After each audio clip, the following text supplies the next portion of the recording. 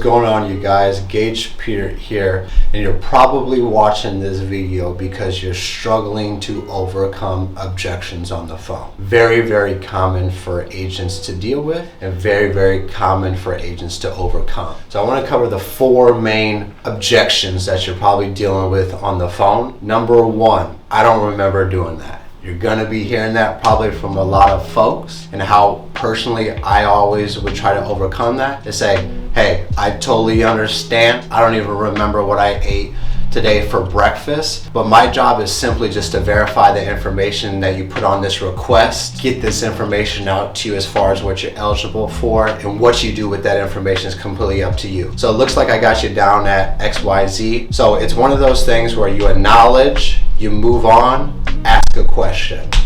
Acknowledge, move on, ask a question. So the second objection that you're probably dealing with is, I'm not interested.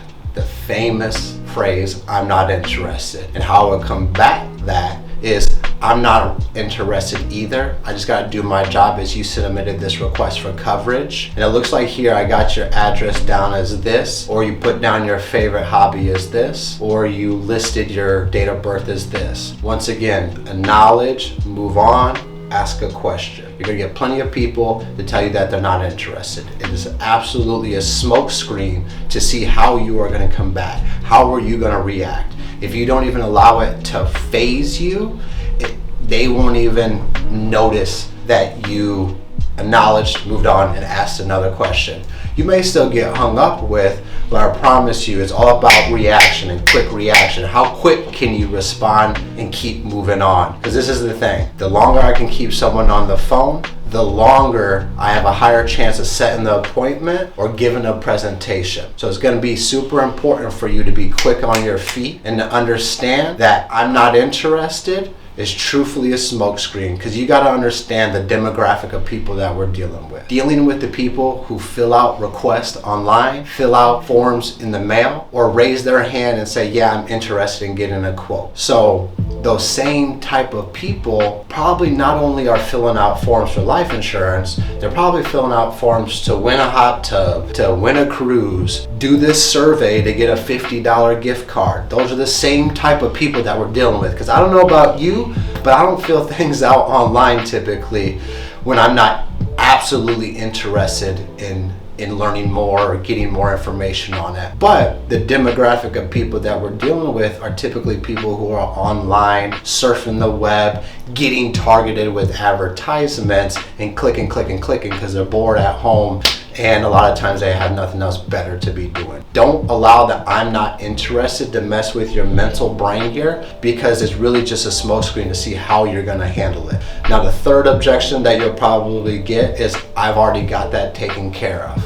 Awesome. I'm actually glad that we're speaking today, because I'm a broker. What that means is I don't just represent one company, I represent multiple companies in this state. So what I can do for you today is to reassure you that you're in the best plan possible. Because as crazy as this sounds, there's a lot of people that are overpaying for their coverage when they can actually get a lot better policy, or they're in a policy that they didn't even realize comes with a 2-year wait period, or an increasing premium or a decreasing benefit. So I'm glad we're speaking today, because I can at least give you the reassurance that you're in the best plan possible. Now I got your address here as this, that. So guys, if someone tells you that they've already got it taken care of, you should actually get really, really excited, because you just identified a buyer. If they bought insurance once, they can definitely buy insurance twice. There's a lot of people out there that will never buy insurance, but they just want information. When you identify a buyer, instead of being,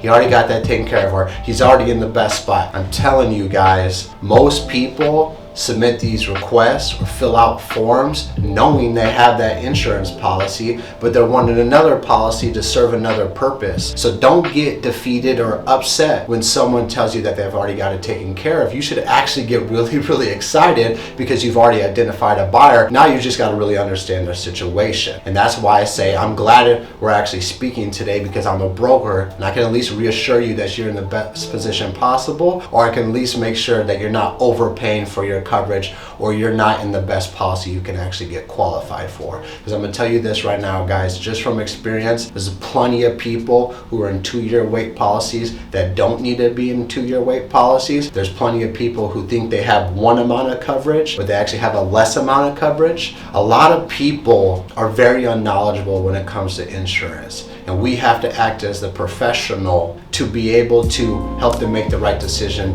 or put their family in the best position they possibly can. The last, but not the most least one said, probably a very popular one, is I'm busy. And a lot of times you're like, shit, I'll call him back in an hour. I'll call him back in 2 hours. And they'll probably tell you, call me back in an hour, call me back in 2 hours, call me back in 5 hours, call me back tomorrow. And we're so quick to say, okay, I'll call you back then. And we put it in our calendar, we put it down on a piece of paper to call them back at that time. And then when we call them back, they don't answer. This is the thing, guys. If they were busy, they wouldn't answer the phone. Think about that. I'm busy. If you were busy, how did you answer the phone? So they actually have enough time to at least set an appointment with you. So ring, ring. Hey, I'm busy. Hey, I totally understand. I just popped up out of the blue here. I just want to make sure I get this information over to you. I have an availability tonight at 5 o'clock, or I could give you a call back tomorrow morning at 9 a.m. Which would work better for you? And actually getting them to commit to a time and a date is going to be most important when you're in those type of scenarios. Whether it's a call back or it's an appointment. If you're running in person, hey, I'm busy right now. Can you call me back later? Actually, I was just looking for a time when I could swing by the house. I'm going to be out in your area again tomorrow, and the next day I can either put you down for a morning or afternoon. What would be easiest for you? Morning,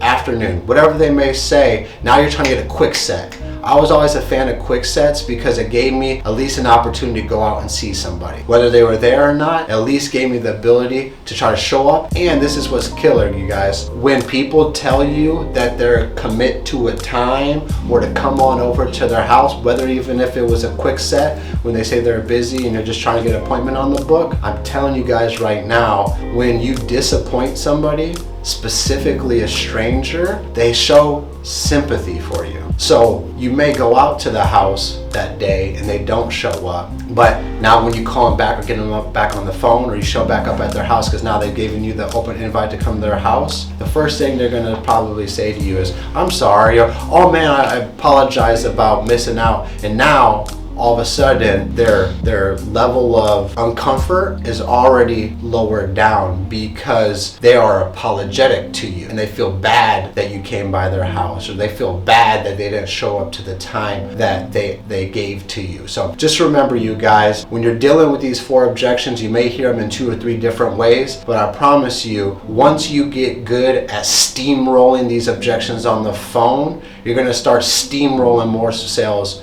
onto the books and into your business. So I hope this helps. Just remember that it's all about staying cool, calm, and collected, and addressing, acknowledging, moving on, and asking a question with every objection. I hope this helps you guys, and let's keep making more sales.